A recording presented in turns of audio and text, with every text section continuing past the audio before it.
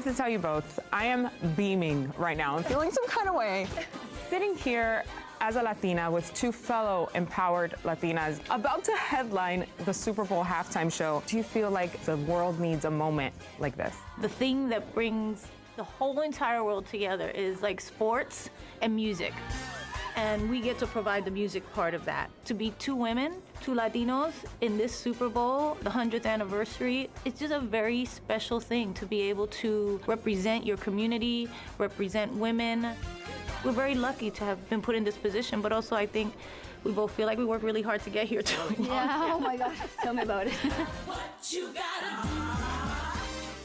I can't even imagine getting a call letting you know that you're headlining the Super Bowl halftime show. Can you take me to that moment of what it was like to get the news? For me, it's an honor and a responsibility as well.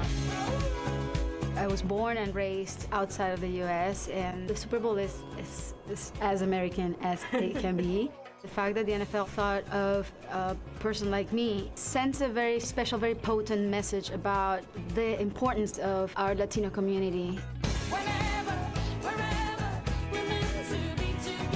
For you, Jennifer, what was that moment like? I mean, you had context from watching Super Bowls growing up with your parents. We were a football family. Like every Sunday, it was about watching football. It was a ritual, and it was just like, it was religion, and we grew up that way. And as an artist, it's something that you always dream of doing, even globally, around the world. Yeah, live performance. Yes, exactly. So, you know, I'm super excited, and getting the call was magic for me.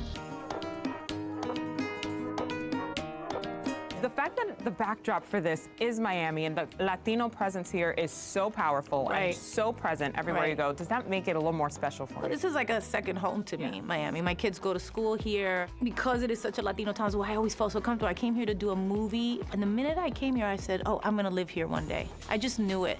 And so it's special to me to be able to do this here.